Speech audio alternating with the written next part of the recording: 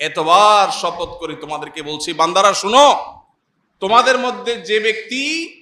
নিজেকে পরিশুদ্ধ করতে পারলো, যার আত্মশুদ্ধি হয়ে গেল,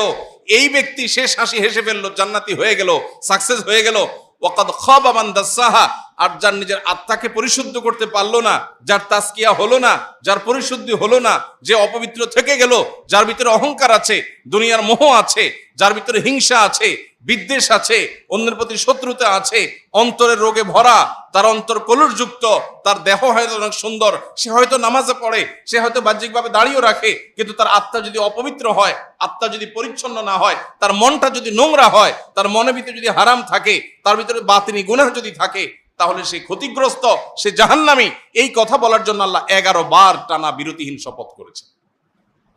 ভাইরা আমার, তাহলে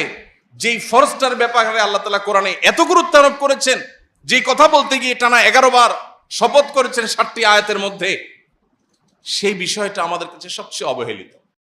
আস-সুন্নাহ ফাউন্ডেশন, উম্মার স্বার্থে সুন্নাহর সাথে।